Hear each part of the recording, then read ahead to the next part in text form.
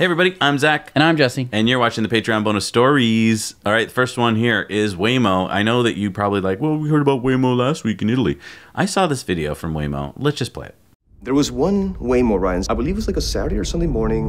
I think we were going to a friend's house. And we drove by this is a residential neighborhood. There was kids, families around. I wasn't paying too much attention. The car, I noticed it stopped all of a sudden. I was like, why?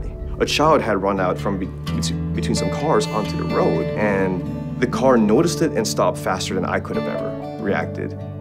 What's surprising is the way that the car sees everything around you. It's doing what it's supposed to do. So I don't have to have teenagers out driving around in a $50,000 piece of equipment that I have to insure and worry about that and worry about them. At no point have I felt unsafe in the car or uncertain. I had never wanted to own a car, but I grew up in a place where I was required to have one. It was a required skill for survival. Now I get to live in the world where it's not required. I don't have to put myself at risk. I don't have to put other people at risk. So after work, a couple minutes before I leave, I'll usually call my Waymo. I can see exactly when Waymo's going to be coming. I can see the map where they are, so I know when to walk outside and when I'll be good. It was just to see the car doing what it needed to do with no one at the helm. It's just felt like my childhood dreams are starting to come true. It impacted me. You're impacted by it? I'm impacted right here. It hit me. Here's the thing. This is the first time in the history of this planet that this video could have been made. Because up until now, no one's pulled it off. No one's pulled off a car that you call on an app, it shows up with no driver in it, it gets you where you want to go safely. Kudos to you, Waymo. I know it's not a fully electric car. I wish it was. It's just a hybrid. But they're getting the tech down. Right. And they pointed out some very important things in this video. Did you catch it? One is a father is saying that he's sending his two daughters off to hop in a car, and he's like, instead of spending $50,000 on a car and letting two 16-year-olds drive it, and probably smash it. And probably smash it, because that's what 16-year-olds do. If you look at the ratios of accidents. They're getting in the car. He knows they're safe. He doesn't have to worry about them texting and driving, drinking and driving, talking to their friends, any of that. They're going to get where they're going safely. That's huge. And he didn't have to spend the money. Right. He just paid for the ride. There was another person who was like, I never wanted to buy a car, but I had to buy a car because there's no other way to live in this modern society. Do you know how much energy and time and effort it takes and money to learn to drive a car? And that doesn't mean that you're going to be good at driving cars. There are lots of people who are terrible at driving. Can I point this out? To be good at anything, you got to spend hundreds of hours, if not thousands, right? I mean, if I told you to play supposed to be 10,000 hours. Right, if I told you to play the violin, would you be good after, say, 100 hours? Right, and that's practicing. That's not just sort of doing it, that's practicing it under, like, pushing yourself. It's not sitting in traffic. No. Sitting in, anyone can sit in traffic and not learn a darn thing about driving. And we don't train people how to drive. We do most of in America. If you even go to learn, you sit in a classroom and you watch videos from the 1980s on VHS tapes that talk about things that don't even happen anymore, and they don't even talk about things like texting and driving. Then when you're done with that, you sit, and drive a car with the guy next to you, whatever. And I've heard so many stories, and maybe this is just Massachusetts or something, but I've heard so many stories where someone actually did something wrong. They turned the wheel the wrong way on the parking uphill thing, or they lost control of the vehicle during the driving test. They lose control of the vehicle for a second, or they can't parallel park, or they fly through an intersection, and they still get their license. Right. The guy goes, well, whatever, I'll still give you your license. No. Not to mention the fact that at 16, most people's brains are not fully developed and they don't understand what life and death means. So you're letting them get behind the wheel of a 4,000-pound vehicle. Right. And we're just picking on the young people. There are the old and infirm people that, I'm sorry, can't drive anymore. And they're the perfectly good, reaction time people who aren't reacting because they're busy texting. And there's the people who just suck at driving and we don't know why. Anyway, this video just really struck me because things are really changing fast. Right. You're going to be able to very soon just like when Uber came out and everyone was like, "Oh my gosh, I can take an Uber. It's so great." And the last point was the girl that calls up the video at the end, and she gets in the car and doesn't have to worry that anyone's going to hurt her because there's no one in the car to hurt her. Right. It's I mean, Game yeah, changer. It's game changer. We want to talk about this next story. It's Jalopnik basically wrote this article where they were just like picking on Tesla's autopilot, and they were basing it off this one test and this one video. So we're going to just show a quick clip of the video. Okay. So as you can see, the Tesla, the car changes lanes, and the Tesla basically has no time to react to this stationary vehicle parked in the middle of the road, and it hits it. Right.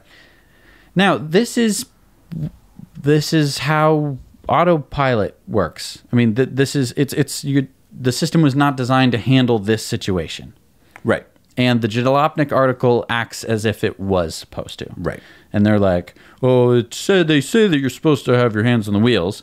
Yeah, you should have your hands on the wheel or be ready to grab the wheel at a moment's notice. You should be paying attention as a driver. Again, it's a driver assist. And if you watch this video, they talk about how, people shouldn't be trusting their autopilots to, act like it's a fully autonomous car. It's not. It's a driving assist. And they do a good job in the video talking about how it's a driver assist and that this is a way that it can fail. Yep. But Jalopnik takes it in the complete wrong way, which is to say, oh, look, Tesla can't do autopilot. And it's like misleading. If you were expecting, an autopilot in a plane to land the plane in all situations, right, then planes would be crashing all the time. Right. You're using it for something it's not designed to do. Exactly. There's a reason why they put a steering wheel in all the Tesla cars. Right. And the thing is, this Jalopnik article is talking to a lot of people that don't have these cars and don't know what they're really talking about. Right. So it just scares them. They haven't experienced it whatsoever. Right. So this next story is really kind of cool. Let's just take a look. Self-driving cars are no longer an idea from the future. They're available now at the click of a button. Fox 5's Shanae Amara shows us how you can get the driverless experience. Yeah, when I first heard about it, I thought iRobot meets George Jetson, but as you said, the future is here and now and available through this Lyft app.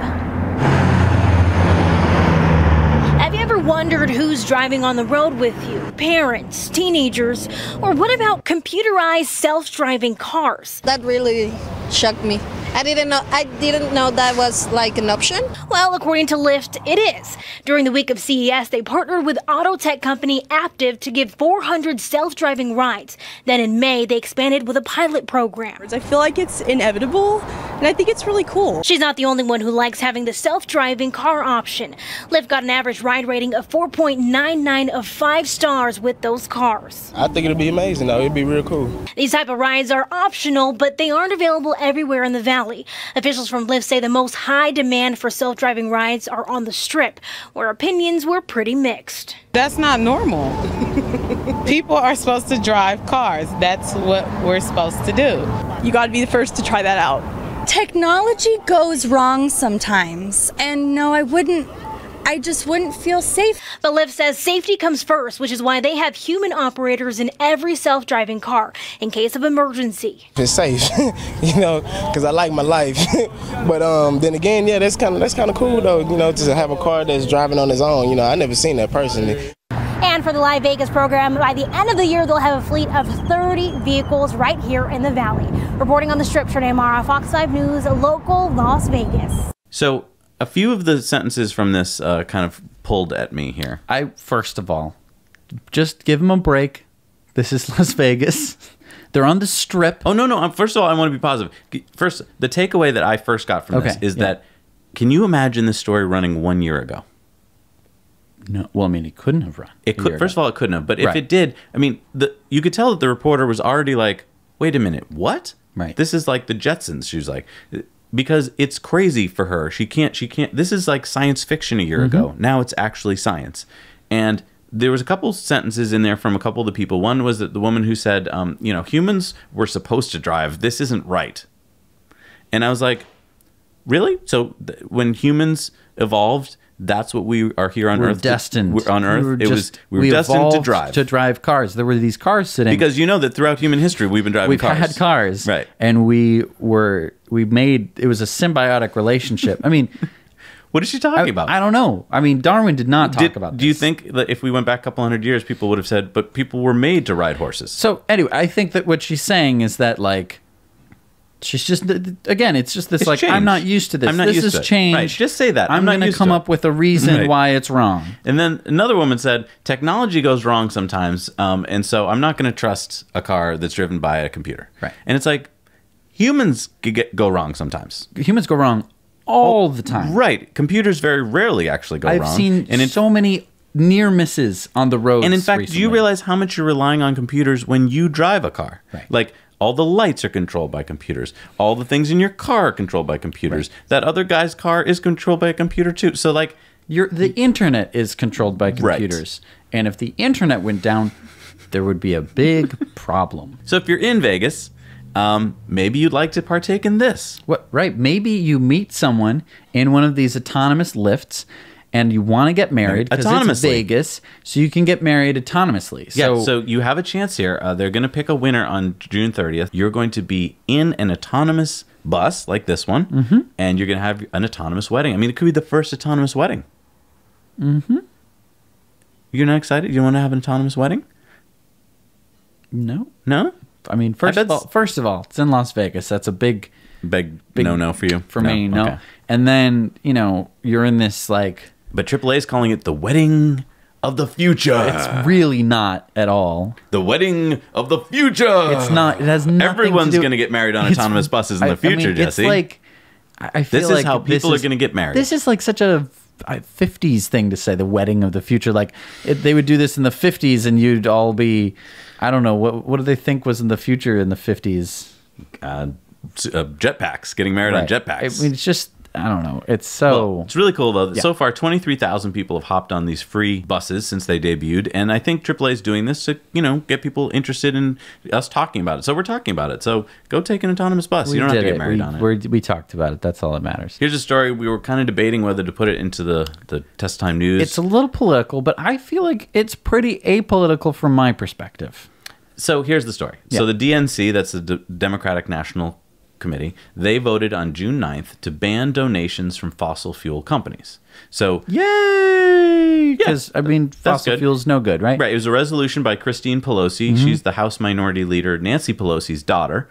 She's been an activist in the DNC for a while, and this would ban the DNC from accepting contributions from corporate PACs that are tied to oil, gas, and coal industries. And the executive committee voted unanimously to approve this. So yay! To give you some background, oil and gas companies spent a record $7.6 million on Democratic races in 2016. Compare that, though, to $53.7 million in direct donations to Republicans, who received 88% of the industry contributions during this election cycle. So here's the thing. We checked into this. There's money that goes to the Democratic National Committee, like you can send a check to the Republican National Committee, but you can also send checks to individual candidates. When the Democratic National Committee gets money, they can then dole it out to individual candidates in different races that they want to win. The Democratic National Committee does not actually get much money from oil and gas companies. In fact, so far this year, they've gotten $188,000, which is not a lot of money in politics speak. Right. So them being like, we don't want your money. It's like the oil and gas companies are like, okay, cool. We weren't really planning on giving you too much money, but I guess you won't accept it. Right. So, I mean, it's sort of like saying, well, I didn't want to go to that party anyway. It's really, they're not saying much. It's not, I mean, it's a great thing to say, but you're really not doing anything because individual candidates can still take money directly from oil PACs. I mean, it's a good step in the right direction. And it makes a clear choice now for your parties, right? One party's committee will take money from oil and one won't. So good. Cool. I think that the stronger thing would be that no matter, whatever the, party your representatives are on, you should give them a call and say, I don't want you taking any money from oil executives, or I'm not going to vote for you. I think that will send a pretty strong message. Yeah. And I think that if you can get, 5 people in your congressional district to do that, that's going to be a bullet point on his, Monday morning meeting. Hey, 5 people called. And if you can get those 5 people to get another 5 people, I mean, that's, viral marketing. But I mean, you could get, people to be like, I guess we shouldn't take any money or they're not going to vote for us. True. That is the strongest way. And honestly, it doesn't matter which party you're from, whether it's, you know, just do that and be like, hey, no, cut it out. Exactly. I don't want you to, because they're not helping anything. And I think that if you're watching the show, whether you're Democrat, Republican, I don't think anyone cares. You can do that. That's right. Here's something you shouldn't do. This is I horrific. saw this, and it was the craziest thing I'd ever seen. Let's just play it. It's shot like a horror movie. Just watch it. Yeah. And we'll do it in about 4 to 6 hours, all the balloons. Don't remember, folks, don't park on the square because this ain't the place for your car this weekend. Back to you. Sounds like fun, David. I Thank understand you. we might have a northerly wind, too, so they'll all wind up over Canada.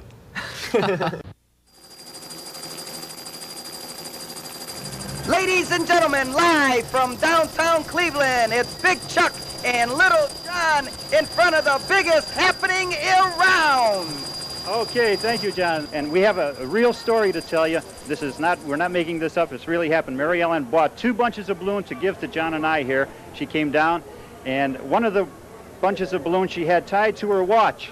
And the watch opened up, and the balloons took the watch, and it's now going out east somewhere. So John and I say, if anybody finds Mary Ellen's watch tied to a bunch of balloons like this, and if you return it to the station, we'll have all kind of rewards for you. Okay, thanks for coming down, Mayor.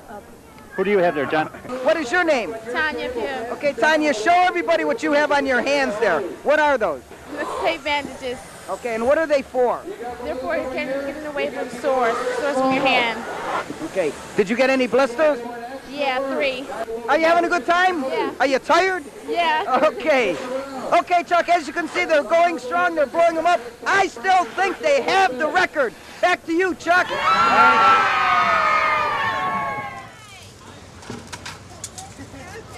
Something that has been in the planning stages since March of this year. So a lot of technical research and research through the city, permits. It's endless. It's absolutely astonishing to try and get something like this off, let alone waiting for good weather. So this is a big plus for Cleveland. Oh, it's something that, you know, they predicted 70% chance of showers today, and I think this is a prime example of what United Way is trying to do in terms of saying, it's Cleveland, it's your time. It's time to say yes. It's time to say it is a happening city. We are on the move. It's no longer the butt of jokes or anything. I've been in this city now for 6 months, and I absolutely love it. You know, my wife and I have even talked about moving here, and our friends in LA think we're nuts.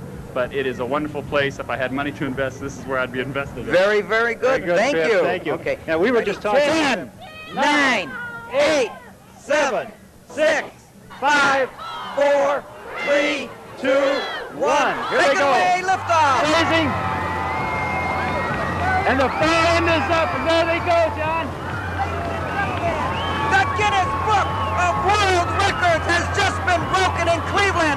Over 1,500,000 balloons going up in the air at this very, very moment. Look at the cloud demo.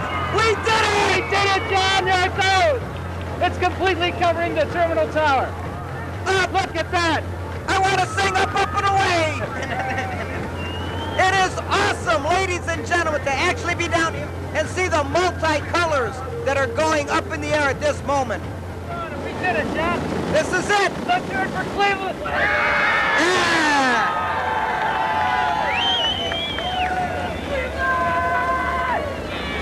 Ladies and gentlemen, there is no mistake on the lake anymore. Cleveland has now broken the Guinness Book of World Records and released over 1,500,000 balloons. Think of that, Chuck. The Guinness Book of World Records, the Cleveland home of the Rock and Roll Hall of Fame. All of this in Cleveland, Ohio. The All-American City. How many events can we take over in 1986?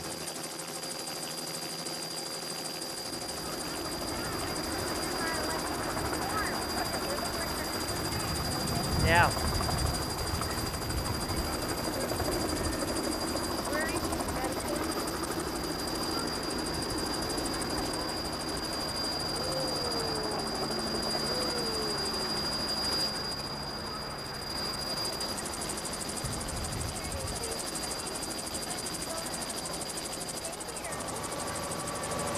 It's been an exhausting search for these Coast Guardsmen. They've been out on the water most of the day looking for 2 40-year-old Cleveland men, Skip Sullivan and Raymond Broderick. They went out fishing about an hour before last night's heavy storm blew through. This is their boat, a pair of life jackets still in it, along with a hat and a fishing pole. The boat's motor is gone. Its sides are battered, apparently from pounding all night against this section of the break wall off Edgewater Park. That's where the Coast Guard found the boat about 8:30 this morning. Ironically, that big balloon launch in Cleveland today is one of the things that's making this search so tough for the Coast Guard. Can you imagine trying to find somebody floating out here or even spotting a life jacket with all these balloons on the water? It's like trying to find a needle in a haystack here, because you're looking for more or less a head or an orange life jacket, and here you have a couple 100,000 orange balloons, and it's just hard to decipher which is which. Because of weather, 60% of the balloons launched landed here instead of the planned 10%. Many of them were found on Lake Erie. But the balloons that covered the lake and caused concern on Saturday are no longer here today. No one's quite sure where they went, but at least they're no longer posing a threat to fish and wildlife, and they're not littering the lake. Michelle Holden, live on 5. Let's break it down. What just happened? So, Cleveland. Can I just ask you this? Yeah. You're the mayor or in the mayor's office in Cleveland in 1986. Or you're someone who has regulation right, over because they got a permit for things, this, right? So you're in the balloon permitting office, and someone comes to you and says, we would like to put 1.5 million balloons into the air on one day in Cleveland, and can you sign the permit? Do you not ask a couple questions like where what goes up must come down? Where are the balloons going to go? Where are they going to go? Right. Yeah. Like, what if you took that many balloons and just threw them on the ground? Would they not cause a problem? Right. Would that not be a problem for either the city or the wildlife? Right. Don't creatures in our beautiful lake eat things that are shiny and rubbery and think they're fish? And so... And do you realize that those two fishermen might have died because of this? Because... Right. They couldn't find them. I mean, they died, but it could have been because of this balloons. Right. It could have been because of the balloons, and they could have been found earlier. They could have been found alive had the lake not been a confetti cannons. Like, it's just insanity. Also, what was up that reporter at the end who said, we don't know where the balloons went, and signing off? Like, no, she said, it's a good thing we don't know where the balloons went, but at least they're not affecting our ecosystem. And it's like, where the hell did you get that information from? You idiot. You absolute idiot. Like, really? You think that they just disappeared? But you know what? We don't know where they went. This put Cleveland on the map. I had never heard of Cleveland before 1986. And then I was like, oh. It's such a Cleveland thing. It's such a Cleveland thing to do, to be so dumb. Is it a Cleveland thing, though? Or I don't blame it on Cleveland. No, I'm not saying. All right. It wasn't a Cleveland thing. It could have happened anywhere. I suppose, but like... It just shows the short-sightedness of mankind. Yes. And this is sort of like what we're up against, because this is exactly what we do every single day. Yes, it's not balloons. No, but things like this are happening every single day. And people are it's going, CO2. oh, this is exciting. Right. This is so fun. Right. I get to drive my car to work. I don't care what happens tomorrow. Right. Who cares what will happen? Right. Who cares about the consequences? This is a nice little tight story of like... dumb idea meets consequences. And look how many people they got to help and to do this work. And to hurt their fingers. They got blisters on their fingers doing this thing, and everyone was rah, rah, rah the whole time. It's terrifying. It's terrifying that you basically get people to follow without asking any questions. Yes. You need to ask questions so that otherwise you're going to launch 1.5 million balloons in the air, and then all of a sudden you're gonna have this cloud of balloons engulfing your city and polluting your wildlife and killing people. And they didn't even get the Guinness Book of World Records. Come on, Cleveland. So anyway, that wraps up our Patreon bonus stories. We really hope that you enjoyed them. We enjoy making them for you because it's like, you guys completely earned it, not like those cheapskates over on YouTube, but yeah, no, I met one of our Patreons today, Ed. He came out to our car show. It's just so great to meet you guys and to hear from you guys. I mean, keep your comments coming. We love to hear from you. So thank you so much.